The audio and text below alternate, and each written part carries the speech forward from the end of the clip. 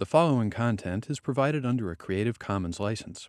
Your support will help MIT OpenCourseware continue to offer high-quality educational resources for free. To make a donation or view additional materials from hundreds of MIT courses, visit MIT OpenCourseware at ocw.mit.edu. We start a brand new exciting topic, dynamic programming. Yeah, so exciting. Actually, I am really excited because dynamic programming is my favorite thing in the world in algorithms. And it's going to be the next 4 lectures. It's so exciting. It has lots of different facets. It's a very general, powerful design technique. We don't talk a lot about algorithm design in this class, but dynamic programming is one that's so important and also takes a little while to settle in. We like to inject it into you now in 006. So in general, our motivation is designing new algorithms. And dynamic programming, also called DP, is a great way, or a very general, powerful way to do this.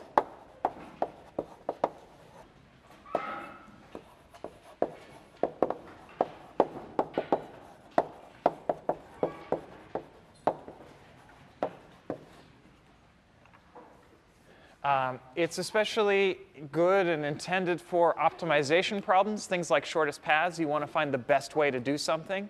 Shortest paths, you want to find the shortest path, the minimum length path.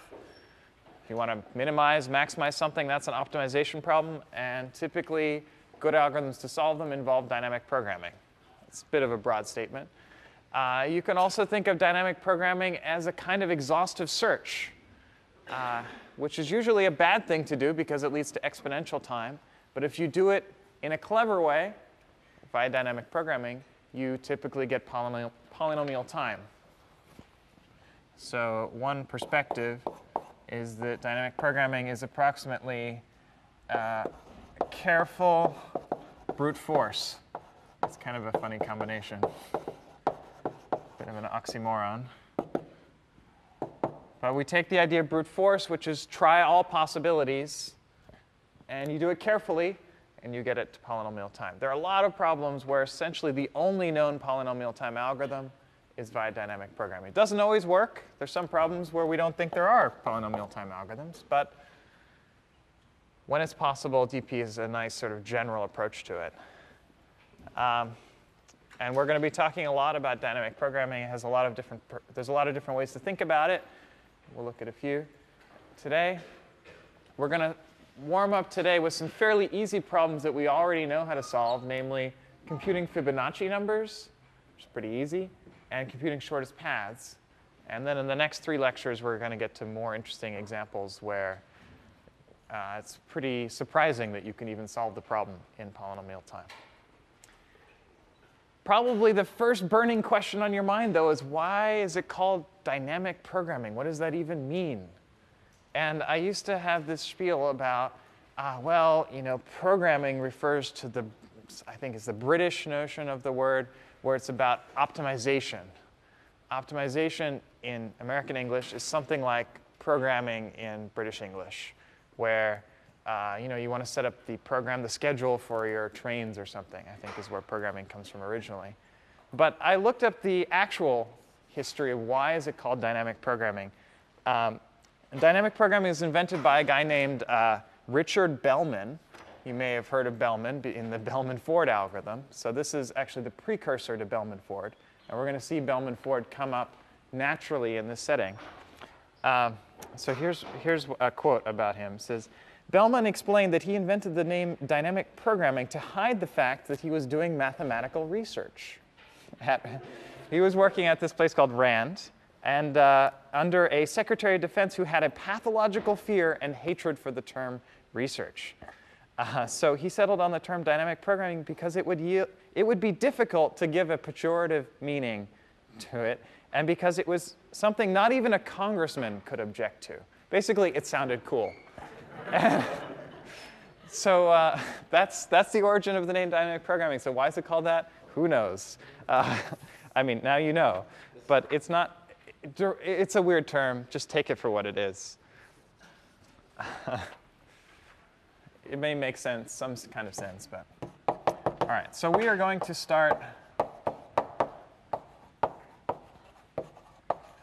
with this example of how to compute Fibonacci numbers. And maybe before we actually start, I'm going to give you a sneak peek of what you can think of dynamic programming as. And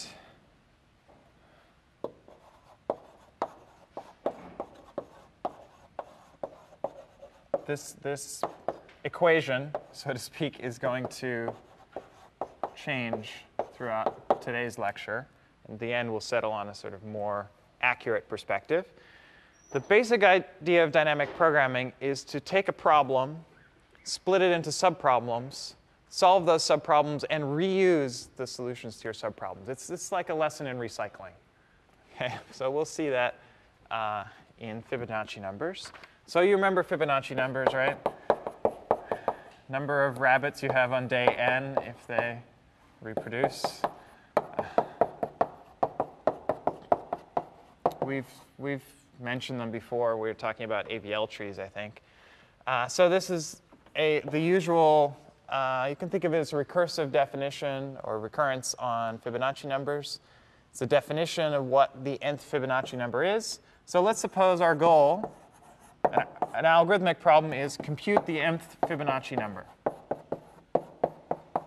And I'm going to assume here that that fits in a word. And so basic arithmetic, addition, whatever, is constant time per operation.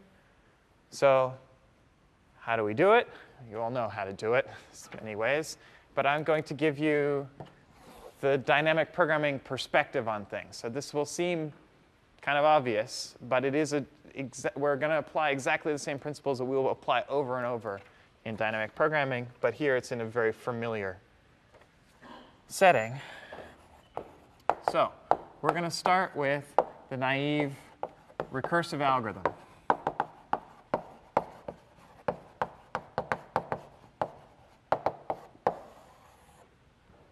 And that is, if you want to compute the nth Fibonacci number, you check whether you're in the base case. I'm going to write it this way.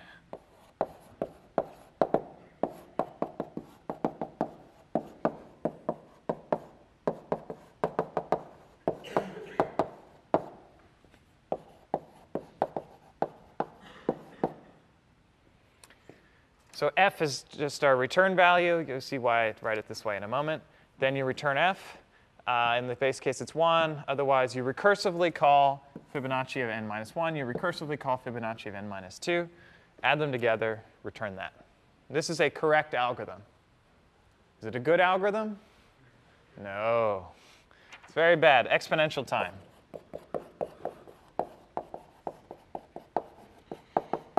How do we know it's exponential time, other than from experience? Well, we can write the running time as a recurrence. T of n represents the time to compute the nth Fibonacci number. How can I write the recurrence? Good throwback to the early lectures, divide and conquer. I hear whispers. Yeah? Yeah. T of n minus 1 plus T of n minus 2 plus constant. Cushion? I don't know how many you have by now. So to compute the nth Fibonacci number, we have to compute the n minus first Fibonacci number and the n minus second Fibonacci number. That's these two recursions.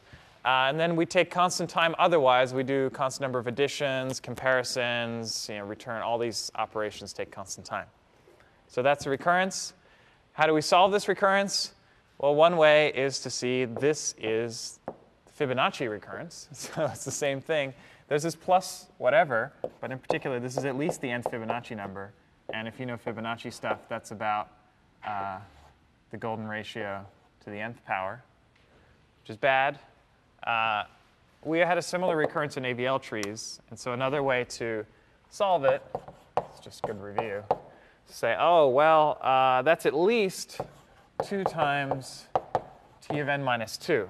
Because it's going to be monotone. The bigger n is, the more work you have to do. Because to do the nth thing, you have to do the n minus first thing. So we could just reduce t of n minus 1 to t of n minus 2. That will give us a lower bound. And now these two terms, now this is sort of an easy thing. You see that you're multiplying by 2 each time. You're subtracting 2 from n each time. How many times can I subtract 2 from n? N over 2 times before I get down to a constant. And so this is equal to 2 to the n over 2. I mean, times some constant, which is what you get in the base case. So I guess I should say theta. This thing is theta that. OK, so it's at least that big. And the right constant is phi in the base of the exponent. OK, so that's a bad algorithm. We all know it's a bad algorithm.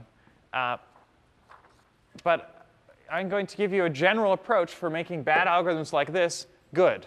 And that general approach is called memoization. We'll go over here. And this is a technique of dynamic programming. So I'm going to call this the memoized dynamic programming algorithm.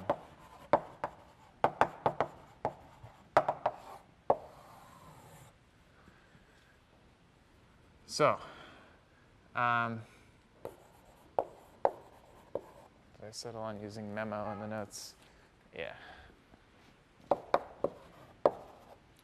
The idea is simple. Whenever we compute a Fibonacci number, we put it in a dictionary.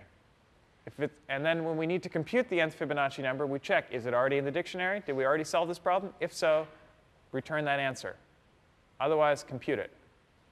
Okay, you'll see the transformation is very simple.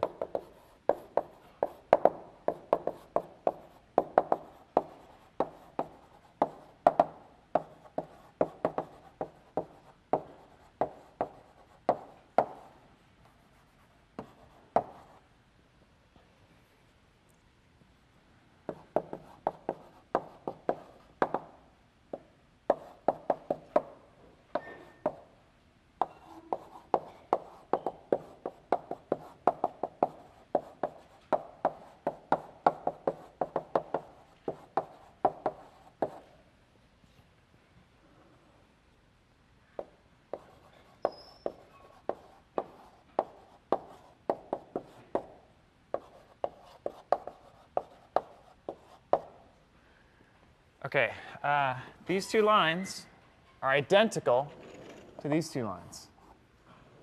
OK, so you can see how the transformation works in general. You can do this with any recursive algorithm.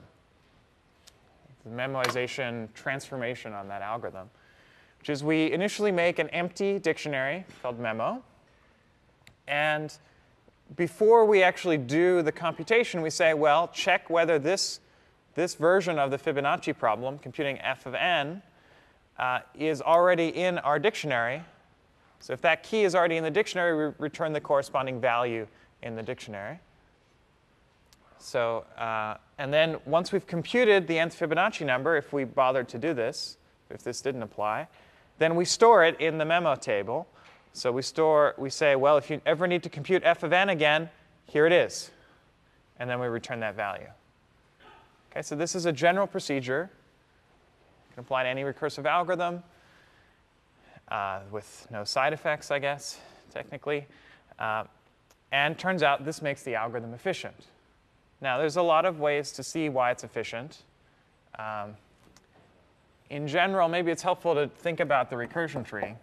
So if you want to compute fn, in the old algorithm, we compute fn minus 1 and fn minus 2 completely separately.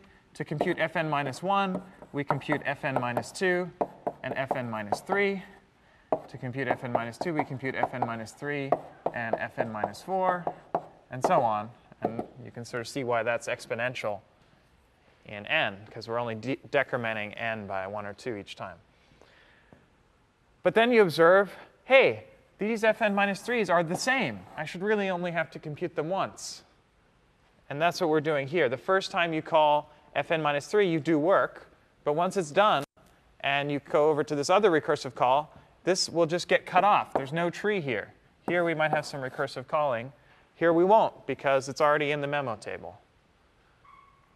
Okay, in fact, this already happens at fn minus 2. This whole tree disappears because fn minus 2 has already been done. Okay, so it's clear why it improves things. So in fact, you can argue that this call will be free because you already did the work in here. But I want to give you a very particular way of thinking about why this is efficient.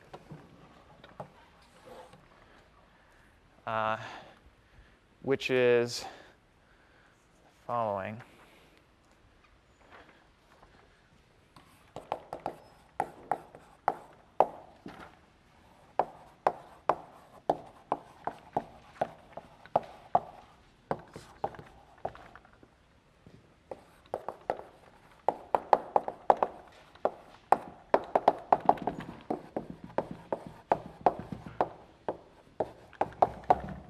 So you could write down a recurrence for the running time here, but in some sense, recurrences aren't quite the right way of thinking about this, because recursion is kind of a rare thing.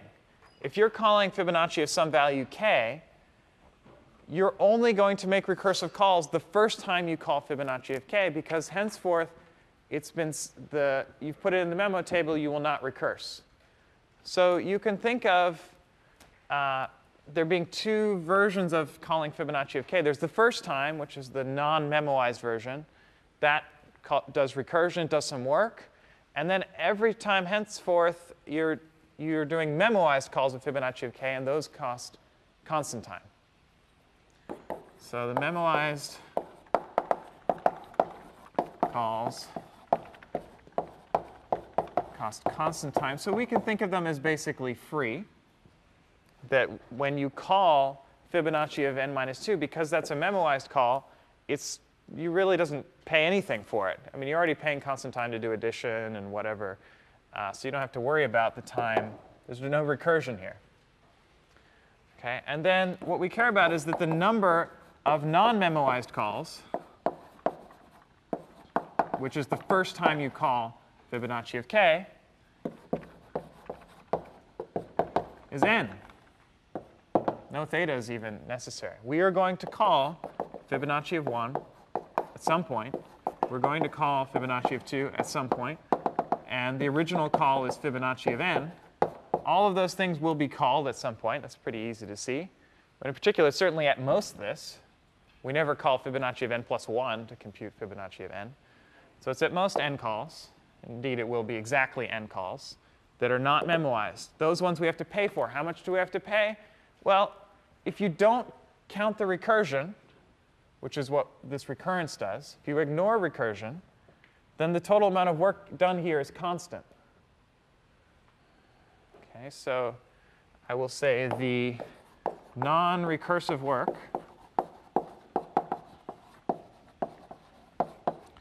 per call is constant. And therefore, I claim that the running time is constant. Oh, sorry, is linear. Constant would be pretty amazing. This is actually not the best algorithm. This is an aside. The best algorithm for computing the nth Fibonacci number uses log n arithmetic operations. So you can do better, but if you want to see that, you should take 6046. OK, we're just going to get to linear today, which is a lot better than exponential. So why linear? Because there's n non-memoized calls, and each of them costs constant. So it's the product of those two numbers. Okay, this is an important idea, and so important I am going to write it down again in a slightly more general framework. In general, in dynamic programming,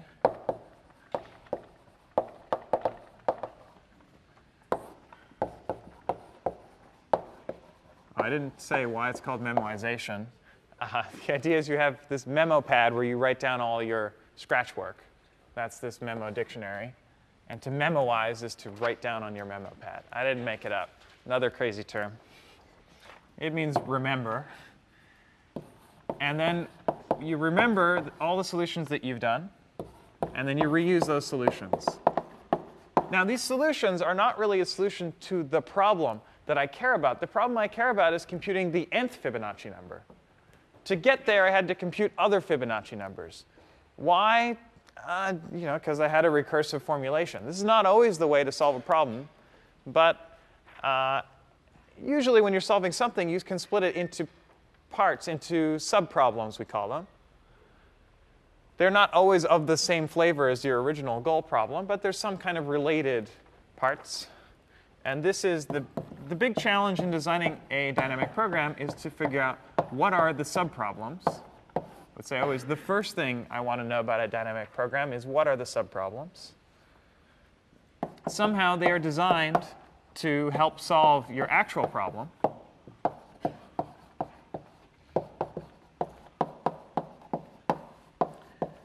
And the idea of memoization is once you solve a subproblem, write down the answer. If you ever need to solve that same subproblem again, you reuse the answer. So that is the core idea. And so in this sense, dynamic programming is essentially recursion plus memoization.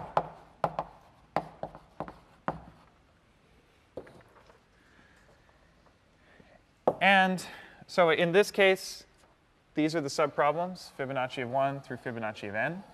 The one we care about is Fibonacci of n. But to get there, we solve these other subproblems. In all cases, if this is the situation, so for any dynamic program, the running time is going to be equal to the number of different subproblems you might have to solve, or that you do solve, times the amount of time you spend per subproblem.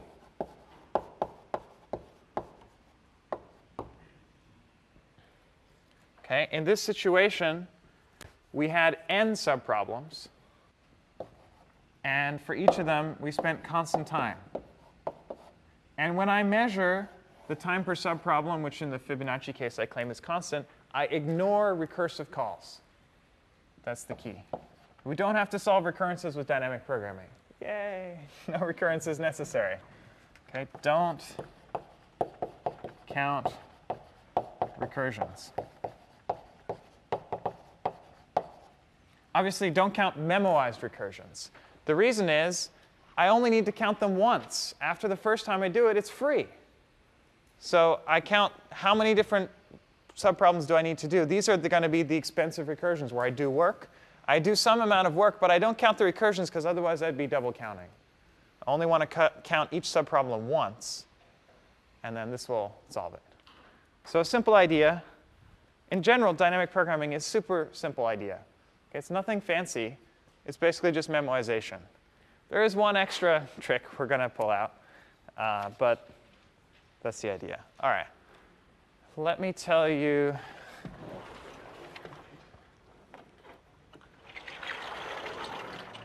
another perspective.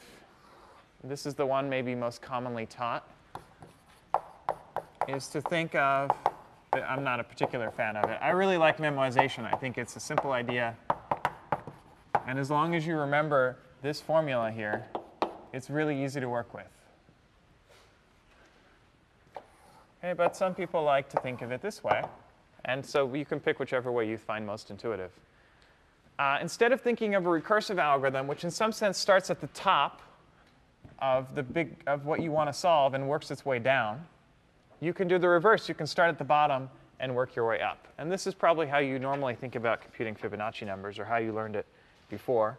I'm going to write it in a slightly funny way.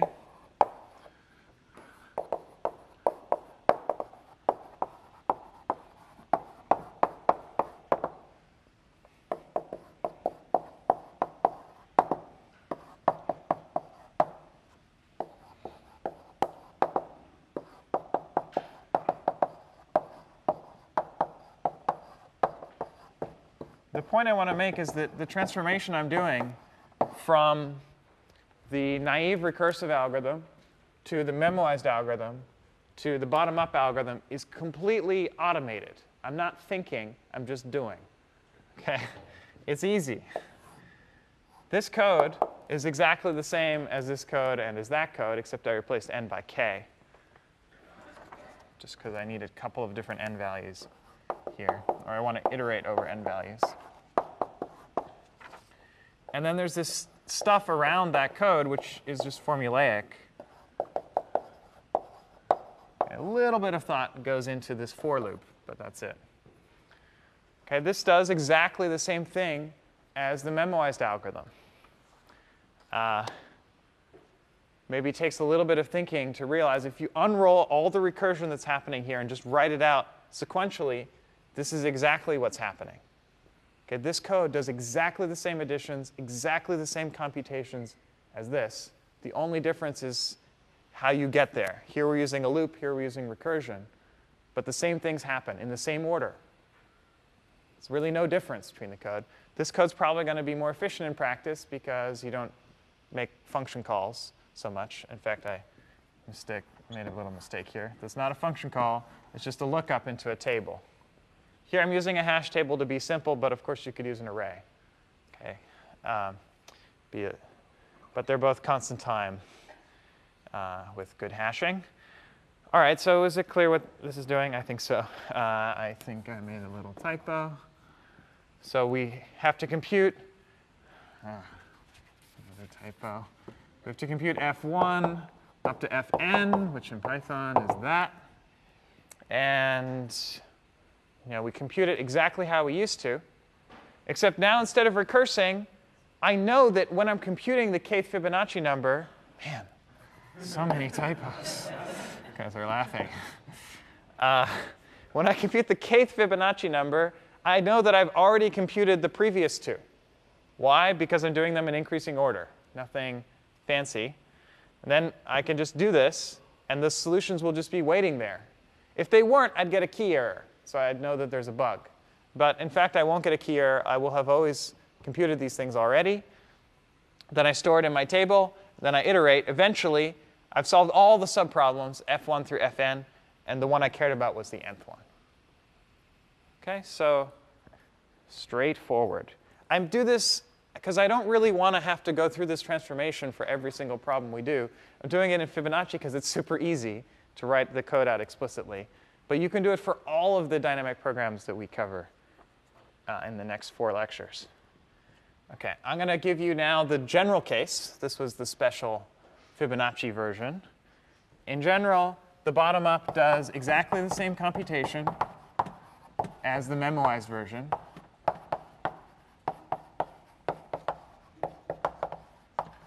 And what we're doing is actually a topological sort of the subproblem dependency DAG.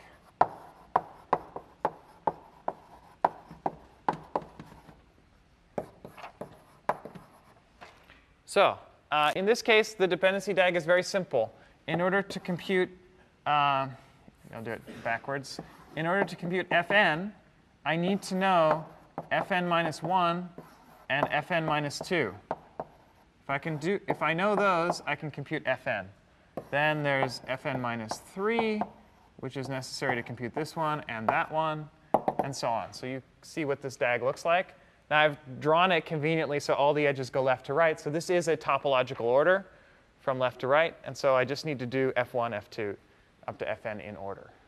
Okay, usually, it's totally obvious what order to solve the subproblems in. But in general, what you should have in mind is that we are doing a topological sort. Here we just did it in our heads because it's so easy. And usually it's so easy, it's just a for loop. Nothing fancy. All right. Missing an arrow.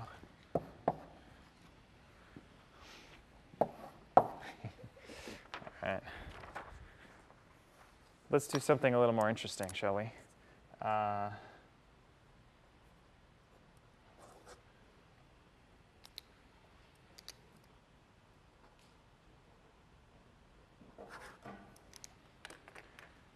All right, one thing you can do from this bottom-up perspective is you can save space. Storage space in your algorithm. We don't usually worry about space in this class, but it matters in reality. So here we're building a table of size n, but in fact, we really only need to remember the last two values. So you could just store the last two values, and each time you make a new one, delete the oldest. So by thinking a little bit here, you realize you only need constant space, still linear time, but constant space. And that's often the case. From the bottom-up perspective, you see what you really need to store, what you need to keep track of. All right. I guess another nice thing about this perspective is the running time is totally obvious. Right? This is clearly constant time, so this is clearly linear time. Whereas in this memoized algorithm, you have to think about when's it going to be memoized, when's it's not. I still like this perspective because with this rule, just multiply number of subproblems by time per subproblem, you get the answer. But it's a little less obvious than code like this. So choose however you like to think about it. All right, we move on to shortest paths.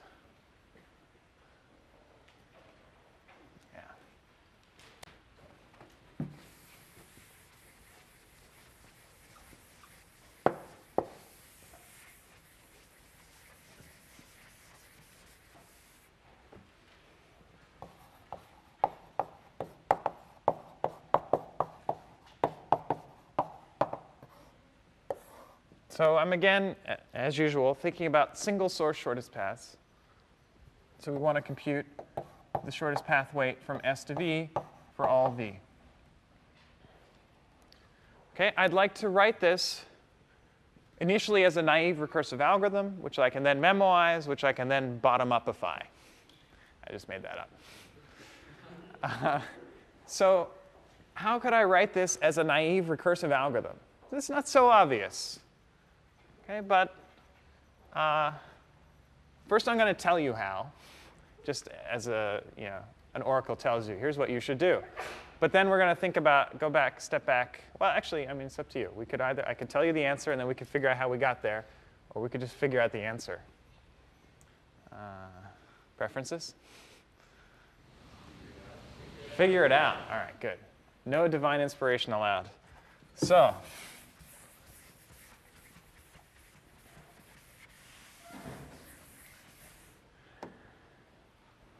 let me give you a tool. The tool is guessing. OK, this may sound silly, but it's a very powerful tool. OK, the general idea is, suppose you don't know something, but you'd like to know it. So I'd like, what's the answer to this question? I don't know. Man, I really want a cushion. How am I going to answer the question? Guess. OK. It's a tried and tested method for solving any problem. Okay.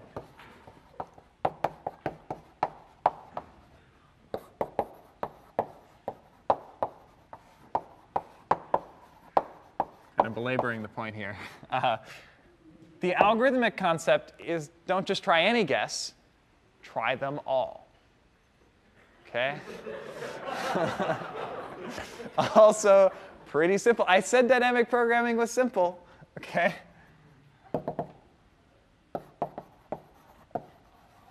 Try all guesses. This is central to the dynamic programming. I know it sounds obvious, but if I want to fix my equation here, dynamic programming is roughly recursion plus memoization. This should really be plus guessing. Memoization, which is obvious, guessing, which is obvious, are the central concepts to dynamic programming. Trying to make it sound easy, because usually people have trouble with dynamic programming. It is easy. Try all the guesses. That's something a computer can do great. This is the brute force part. Okay, but we're going to do it carefully. Not that carefully. I mean, we're just trying all the guesses. Take the best one.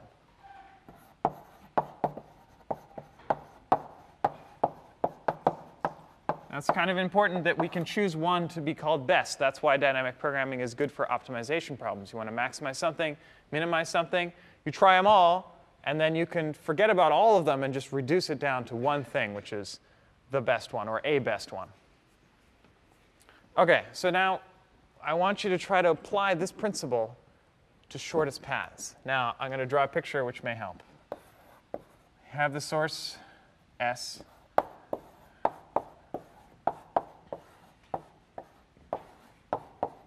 We have some vertex V. We'd like to find the shortest path from S to V. Okay, suppose I want to know what this shortest path is. Suppose this was it. You have an idea already? Yeah. One thing you could do is you could look at everywhere you can go from S and say, okay, what's the shortest path of each of those nodes? Good. So I could look at all the places I could go from S, and then look at the shortest paths from there to V. So we could call this, I don't know, S prime. So here's the idea. There's some hypothetical shortest path. I don't know where it goes first, so I will guess where it goes first. I know the first edge must be one of the outgoing edges from S. I don't know which one. Try them all. Very simple idea. Then from each of those, if somehow I could compute the shortest path from there to V, just do that and take the best choice for what that first edge was. So this would be the guess first edge approach. It's a very good idea. Not quite the one I wanted, because unfortunately, that changes S. And so this would work. It would just be slightly less efficient if I'm solving single source shortest paths. So I'm going to tweak that idea slightly by guessing the last edge instead of the first edge. They're really equivalent. Okay, if I was doing this, I'd essentially be solving single target shortest paths, which we talked about before. So I'm going to draw the same picture. I want to get to V. I'm going to guess the last edge, call it UV. I know it's one of the incoming edges to V. Unless S equals V, then there's a special case. As long as this path has length at least 1, there's some last edge. What is it? I don't know. Guess. Guess all the possible incoming edges to V. And then recursively compute the shortest path from S to U, and then add on the edge V. Okay, so what is this shortest path? It's delta of S comma U, which looks the same. It's another subproblem that I want to solve. There's V subproblems here I care about. So that's good. I take that. I add on the weight of the edge UV. And that should hopefully give me delta of S comma V. Well, if I was lucky and I guessed the right choice of U. Now, in reality, I'm not lucky. So I have to minimize over all edges UV. So this is we're minimizing over the choice of U. V is already given here. So I take the minimum over all edges of the shortest path from S to U plus the weight of the edge UV. That should give me the shortest path, because this gave me the shortest path from S to U. Then I added on the edge I need to get there. And wherever the shortest path is, it uses some last edge, UV. There's got to be some choice of U that's the right one. That's the good guess that we're hoping for. We don't know what the good guess is, so we just try them all. But whatever it is, this will be the weight of that path. It's going to take the best path from S to U, because subpaths are shortest paths, optimal substructure. So this part will be delta of SU. This part is obviously W of UV. So this will give the right answer, hopefully. OK? It's certainly going to, this is the analog of the naive recursive algorithm for Fibonacci. So it's not going to be efficient if this is an algorithm, right? You could say this is a recursive call. We're going to treat this as recursive call instead of just a definition. Then this is a recursive algorithm. How good or bad is this recursive algorithm? Terrible. Very good. Very bad, I should say. It's definitely going to be exponential without memoization. But we know how to make algorithms better. We memoize. Okay, so I think you know how to write this as a memoized algorithm. To define the function delta of SV, you first check, is S comma V in the memo table? If so, return that value. Otherwise, do this computation, where this is a recursive call, and then store it in the memo table. OK? I don't think I need to write that down. It's just like the memoized code over there. Just there's now 2 arguments instead of 1.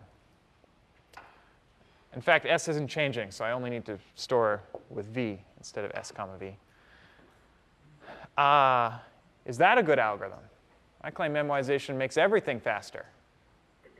Is that a fast algorithm?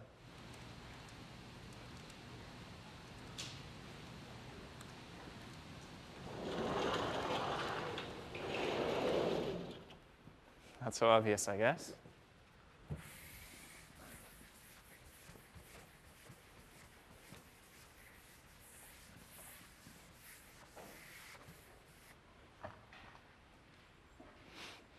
Yes? How many people think yes, it's a good algorithm? Better. Better, definitely better. Can't be worse. How many people think it's a bad algorithm? Still. OK, so 3 for yes, 0 for no. How many people aren't sure? Yeah, including the yes votes. Good. All right, it's not so tricky. Let me draw you a graph.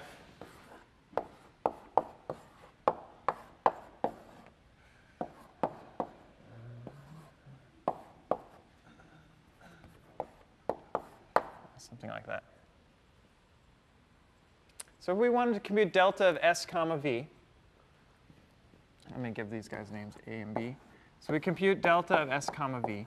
To compute that, we need to know delta of s comma a and delta of s comma b.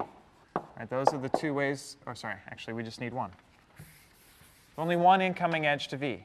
So it's delta of s comma a. Sorry, I should have put a base case here too. Delta of s comma s equals 0, let's say. OK, delta of s comma a plus the edge. OK, there is some shortest path to a.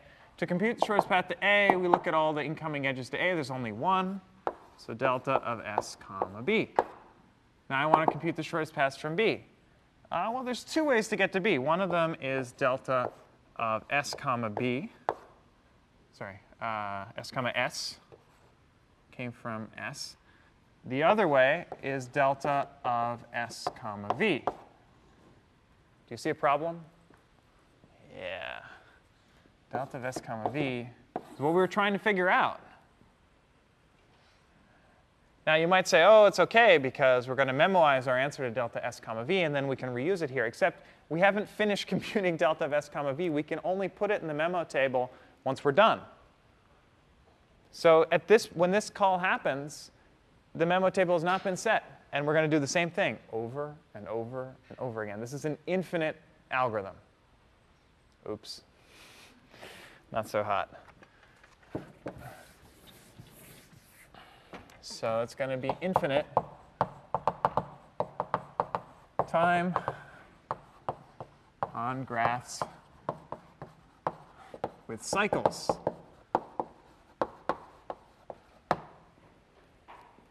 OK, for DAGs, for acyclic graphs, it actually runs in v plus e time.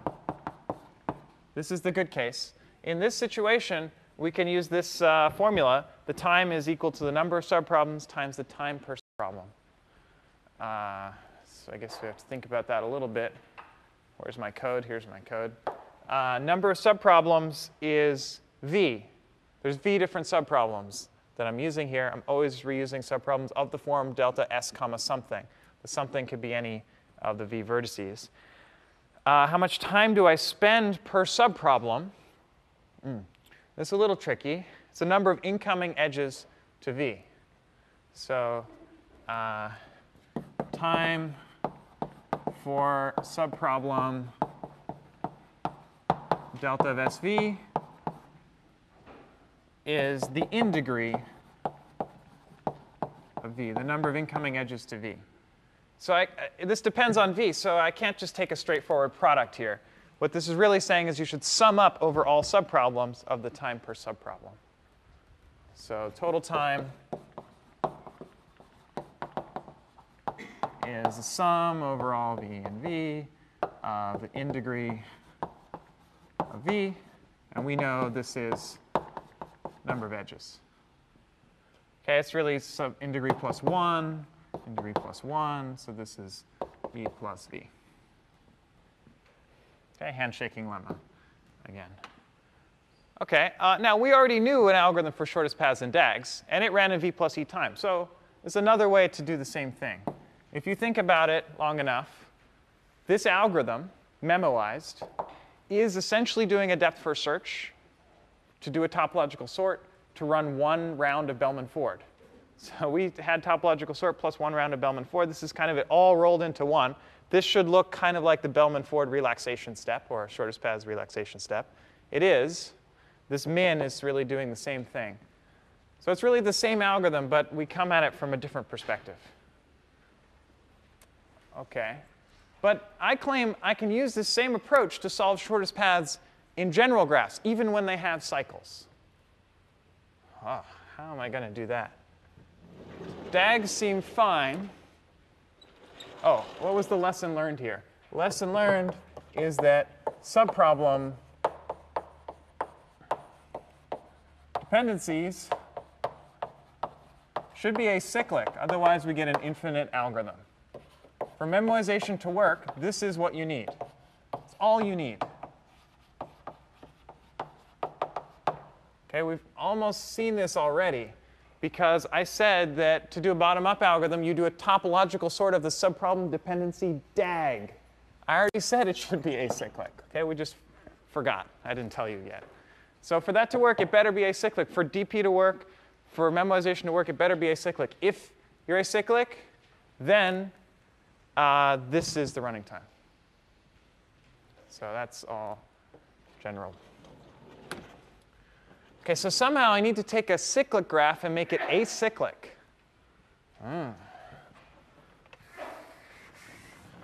We've actually done this already in recitation.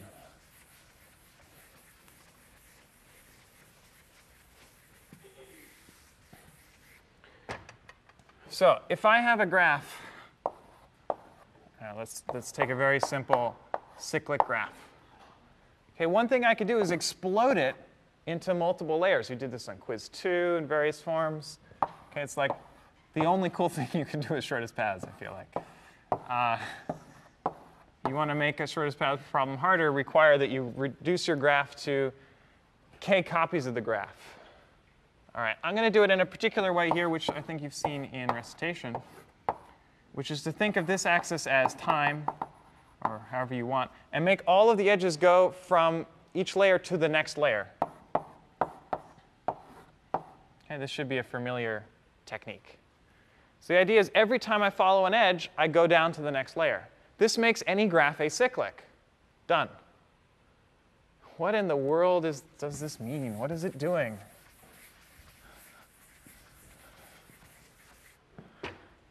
What does it mean? Double rainbow. All right, so I don't know how I've gone so long in the semester without referring to double rainbow. It used to be my favorite. All right, so here's what it means. Delta sub k of SV. I'm going to define this first. This is a new kind of subproblem, which is what is the shortest, what's the weight of the shortest S to V path that uses at most k edges. So I want it to be shortest in terms of total weight, but I also want it to use few edges total. So this is going to be 0. In some sense, if you look at, so here's S, and I'm always going to make S this, and then this is going to be V in the 0 situation. This is going to be V in the 1 situation, V. So if I look at this V, I look at the shortest path from S to V. That is delta sub 0 of SV. So maybe I'll call this V sub 0, V sub 1, V sub 2. Okay, shortest path from here to here is there's no way to get there in 0 edges. Shortest path from here to here, that's the best way to get there with at most 1 edge. Shortest path from here to here, well, if I add some vertical edges too, I guess cheating a little bit, then this is the best way to get from S to V using at most 2 edges. And then you get a recurrence which is the min over all last edges. So I'm just copying that recurrence, but realizing that the S to U part uses one fewer edge. And then I use the edge UV. OK? That's our new recurrence. By adding this k parameter, I've made this recurrence on subproblems acyclic. Unfortunately, I've increased the number of subproblems. Number of subproblems now is v squared.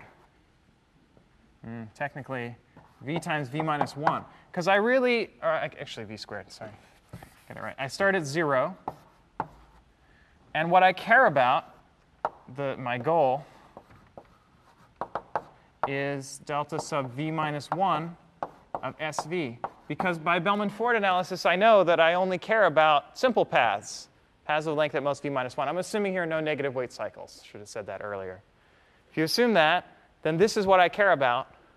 So k ranges from 0 to v minus 1. So there are v choices for k. There are v choices for v. So the number of subproblems is v squared. How much time do I spend per subproblem? Well, same as before, the in degree. Where did I write it? Up here. The in degree of that problem. So what I'm really doing is summing over all v of the in degree, and then I multiply it by v. So the running time, total running time, is VE. Sound familiar? This is Bellman-Ford's algorithm again. And this is actually where Bellman-Ford algorithm came from, is this view on dynamic programming. So we've seen yet another way to do Bellman-Ford. It may seem familiar, but in the next 3 lectures, we're going to see a whole bunch of problems that can succumb to the same approach. And it's super cool.